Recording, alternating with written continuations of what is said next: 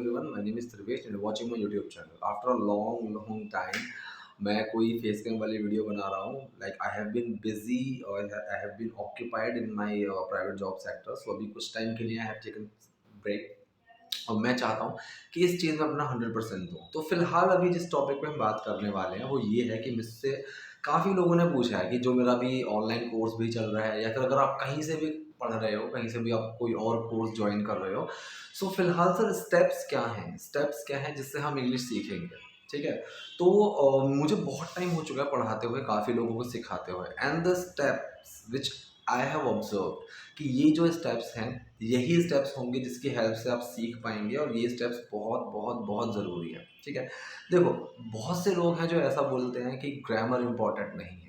काफ़ी लोग हैं जो ये बोलेंगे कि ग्रामर इम्पॉर्टेंट ही नहीं है, स्पोकन के लिए ग्रामर की कोई ज़रूरत नहीं है. देखो, कोई ज़रूरत नहीं है मानता हूँ, लेकिन उस कंडीशन में जब आपको 24 घंटे एक वो माहौल मिल रहा है इंग्लिश का कि आप हिंदी बोल ही नहीं सकते हो या बोलोगे तो कोई फ़ायदा नहीं है, अगले को समझ में नहीं आ रहा. फॉर एग्जांपल, अगर आप कहीं शिफ्ट हो जाते हो, कोई अमेरिका, यूरोप, कहीं ऐसी जगह शिफ्ट हो जाते हो जहाँ पर हिंदी किसी को समझ में ही नहीं आ रही, आप इंग्लिश ही बोल रहे हो, इंग्लिश ही सुन रहे हो, तो आपको ग्रामर की कोई ज़रूरत नहीं है. जैसे कि हम लोगों के साथ हिंदी में हुआ, हमने हिंदी बोलने के लिए उसके ग्रामर को नहीं सीखा.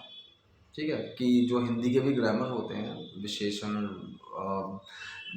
नाउन प्रोनाउन, हिंदी में भी ये चीज़ें होती हैं, तो हमने वो चीज़ें नहीं सीखी, हमने सीधा बोलना शुरू कर दिया. एंड द रीज़न इज़ कि हम लोगों को वो माहौल मिला, हम लोगों के आसपास वो सब लोग थे जो हिंदी में ही बात कर रहे थे.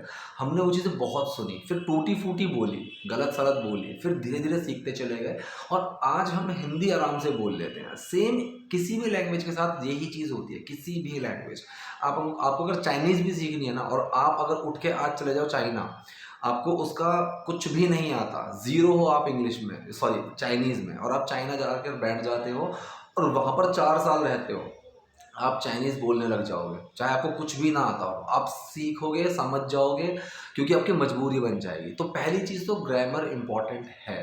Grammar is really important. जो अगर बोलते हैं कि ग्रामर इम्पॉर्टेंट नहीं है, तो वो मैं नहीं मानता कि वो सही बोल रहे हैं. या तो आप प्रैक्टिस इतनी करोगे, बेहिसाब प्रैक्टिस करोगे, आप उस माहौल में चले जाओगे, तो ग्रामर इम्पॉर्टेंट नहीं है. अदरवाइज़ अगर आपको ईज़िली आराम से सीखनी है तो पहले ग्रामर इम्पॉर्टेंट है, आपको ग्रामर सीखनी होगी. ग्रामर में जो हमारे आते हैं, जैसे सेंटेंसेस हो गए, ठीक है, एक्टिव सेंटेंस हो गए, नॉर्मल हमारे प्रेजेंट इंडेफिनिट, पास्ट इंडेफिनिट. उसके बाद हमारा पैसिव हो गया, एक्टिव सीख लिए, फिर पैसिव आ गया. पैसिव सीखने के बाद फिर हम आ गए अपना जैसे नॉन एक्शन वाले सेंटेंसेस होते हैं. I am a boy, I was sick, he will be successful. तो इनमें एक्शन नहीं है, सिर्फ हम कंडीशन बताते हैं कि कौन क्या होगा, कब होगा, कैसे होगा. तो ये 3 तरीके के सेंटेंसेस होने के बाद, मतलब अब जब हमने अपना एक बेस बना लिया, एक जो हमारी फाउंडेशन है वो रख दी, सो उस फाउंडेशन के ऊपर अब हम चीज़ें बनाएंगे. तो अब जो ऊपर की चीज़ें आती हैं वो हमारी होगी जैसे वुड के यूजेस. ठीक है. इन, ऑन, अपॉन, थ्रू, इन सब चीज़ों के यूजेस, तो ये चीज़ें हम बाद में तब सीखेंगे. ठीक है. तो हमारे ये बेस को और स्ट्रॉन्ग बनाते चलेंगे, स्ट्रॉन्ग बनाते चले जाएंगे. एक बार जब हमारा पूरा ग्रामर का टॉपिक ख़त्म हो गया, ये तो हमारा ग्रामर के अंदर ही आएगा. जब मेरा ग्रामर का टॉपिक ख़त्म हो गया, now the second step and the most confusing step is उस ग्रामर को अपनी स्पोकन में काम में लेकर आना. ये इजी नहीं है, ये मुश्किल है, क्योंकि बहुत से ऐसे लोग हैं जिनको सेंटेंसेस आते हैं. मैं आपको कोई सिंपल सा सेंटेंस दूंगा कि वह खाना खा रहा था, वह जा रहा था, तुम 3 साल से कहाँ रह रहे थे. इस तरीके का अगर मैं सेंटेंस दूंगा तो लोग बना लेते हैं. ठीक है, काफ़ी लोग बना लेते हैं.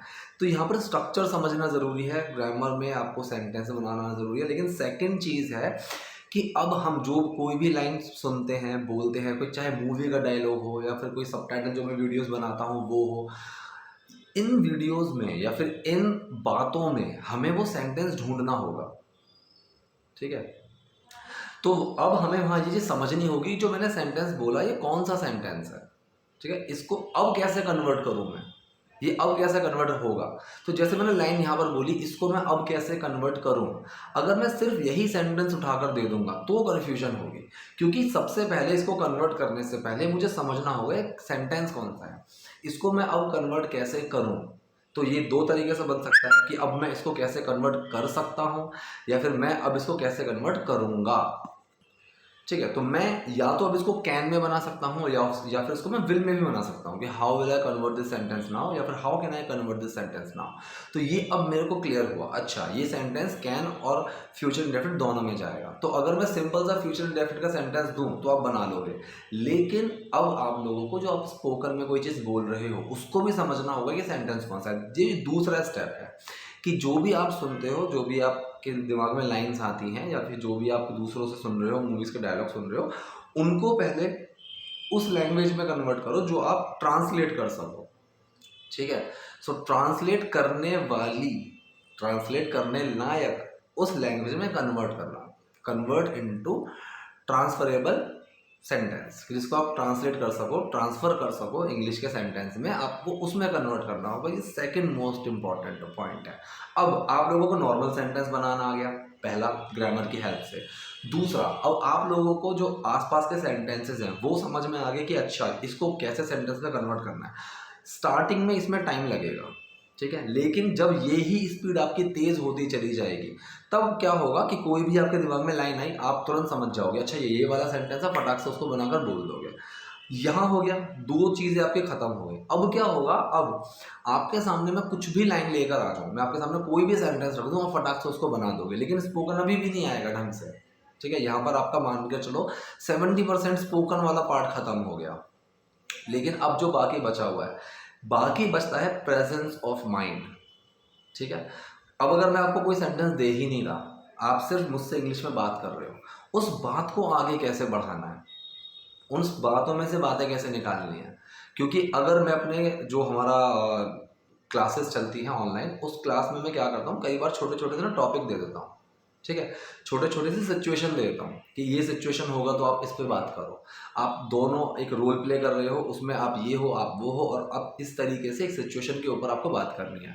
तो वहाँ पे क्या कन्फ्यूजन आती है, अगर मैं वही टॉपिक हिंदी में दे दूँ तो हम आधा 1 घंटा आराम से बात कर लेंगे, कोई दिक्कत नहीं आएगी। लेकिन इंग्लिश में जब मैं वहाँ देता हूँ तो सब वहाँ पर बहुत ही मतलब बहुत ही छोटे छोटे सेंटेंसेस अपने कंफर्ट जोन के हिसाब से वैसे बनाते हैं। स्टार्ट करेंगे कि हाउ आर यू, ठीक है, so we have this plan, what do you think, okay we should go, we should not, ये चीज़ें चलती हैं बस। लेकिन जिस तरह से हिंदी में अगर हम बात करेंगे, वो जो प्रेजेंस ऑफ माइंड होता है, वो प्रेजेंस ऑफ माइंड कहीं ना कहीं मिसिंग रहता है। ठीक है, और वो इसीलिए है क्योंकि प्रैक्टिस की वजह से मुझे 3-4 बार छींक आ चुके हैं, इसलिए बार बार मुझे पॉज करना पड़ रहा है, चलो कोई नहीं। तो वो होता है प्रेजेंस ऑफ माइंड की वजह से। ठीक है, कि हम फटाफट फटाफट सोचते हैं, बोलते रहते हैं। तो ये तीसरी चीज़ है कि अब हमें अपना जो प्रेजेंस ऑफ माइंड है वो तेज करना होगा, और वो आपको कोई नहीं सिखा सकता, वो सिर्फ और सिर्फ प्रैक्टिस से ही आएगा। ग्रामर सिखाई जा सकती है कि आपको टेंसेस बनाने, वो सब चीज़ें सिखाई जा सकती हैं। पहचान सिखाई जा सकती है कि ये जो सेंटेंस आया ये कौन सा सेंटेंस है और कैसे कन्वर्ट करोगे, ये भी समझाई जा सकती है। लेकिन अब वो जो प्रैक्टिस है प्रेजेंस ऑफ माइंड, ये आपका सबकॉन्शियस माइंड ही काम करेगा, ये नहीं सिखाई जा सकती। हालांकि मेरे बैच में देयर इज़ अ वुमन, ठीक है, काफ़ी थोड़ी बहुत एज की है, उन्होंने जो स्पीड पकड़ी है, अब आप बात चाहे उनकी प्रैक्टिस का मैं बोलूँ कि उनकी प्रैक्टिस बहुत अच्छी चल रही है, या फिर उनकी कैचिंग पावर अच्छी है, लेकिन जो भी चीज़ है उनकी, मैं आपको अपने बैच में भी कई बार बताता हूँ कि बहुत ही अच्छे तरीके से और इम्प्रूवमेंट बहुत अच्छा आ रहा है। इवन सारे जितने मेरे बैचेस हैं अभी, जितने मेरे साथ बैच हैं एसोसिएटेड, मेरे जो बच्चे जितने मेरे साथ एसोसिएटेड हैं, उन सब की लिखने की जो फॉर्मेशन है सेंटेंसेस की एकदम एक्यूरेट है। So this is the first step कि हम जो एक्यूरेसी है वो कम से कम लिखने में तो लेकर आएँ, कम से कम, कि हाँ जी मेरे सारे सेंटेंसेस ख़त्म हो गए। तब उसके बाद हमारा अगला स्टेप होगा कि मैं उनको मूवीज़ के डायलॉग दूँ, गाने दूँ, सबटाइटल्स दूँ, हम कोई सीन डिस्कस करेंगे। वही चीज़ें आप लोगों को खुद भी करनी है। If you are not a part of that batch, तो वो चीज़ आपको खुद करनी है कि आप कोई मूवी का डायलॉग लो, उसको आप ट्रांसलेट करने की कोशिश करो। नहीं भी समझ में आता है तो कभी कभी आप कमेंट बॉक्स में पूछते हो तो मैं बता ही देता हूँ। होता है कि मैं नहीं है टाइम तो मस्ट नंबर मिस हो जाती है, लेकिन आई ट्राई कि मैं कोशिश करता हूँ कि मैं सब कमेंट से रिप्लाई कर सकूँ। तो मैंने आपको 3 पार्ट बताया कि 3 पार्ट में इस चीज़ को आप डिवाइड करो। पहला है आपका ग्रामर, सेकंड है आपका जो आपके दिमाग में चीज़ें आ रही हैं उनको फटाफट ट्रांसलेट करने वाले सेंटेंस में बनाना, ठीक है, और तीसरा है आपका प्रेजेंस ऑफ माइंड। ये 3 चीज़ें हैं जो बहुत इंपॉर्टेंट हैं। और इन 3 चीज़ों को ही आप फॉलो करके सीख पाओगे, बोल पाओगे। और ये 3 चीज़ें अगर आप ढंग से करो तो 4 से 5 महीने में आप आराम से कर सकते हो। डेली 5 घंटे प्रैक्टिस नहीं करनी है आपको, डेली हार्डली टू हार्डली 1 या 2 घंटे प्रैक्टिस करनी है, लेकिन वो चीज़ डेली करनी है। कंसिस्टेंसी बहुत ज़रूरी है, वो किसी भी चीज़ को बीट कर सकती है, बहुत ज़्यादा ज़रूरी है कंसिस्टेंसी। ठीक है, एक साथ या दीवार में एक हथौड़ा मारो तो शायद उतना असर ना पड़े, लेकिन अगर आप एक चम्मच से भी रोज़ दीवार पर मारोगे ना 10-15 साल तक, तो वो दीवार को तोड़ देगी। ठीक है, तो ये चीज़ बहुत इंपॉर्टेंट है कि ये मत सोचो कि एक ही दिन बैठूंगा हफ्ते में और 5 घंटे प्रैक्टिस कर लूँगा और फिर 2 महीने की छुट्टी कर दूंगा, उससे कोई फ़ायदा नहीं होगा। ठीक है, so these are the important points which you need to remember when you are learning any language apart from English also. If you are learning any language, so these are the key points which you need to remember. Apart from this, if anything is there you want to understand, you need to make yourself clear about any kind of topic, so do let me know in the comment section. आप वहाँ comment करो ताकि मैं भी देखूँ, चलो ठीक है, लोगों के क्या क्या डाउट्स आ रहे हैं, क्या क्या क्वेरीज आ रही हैं। और अगर आपको वीडियो पसंद आई है तो लाइक कीजिए, नए हैं लाइक सब्सक्राइब कीजिए। Thank you.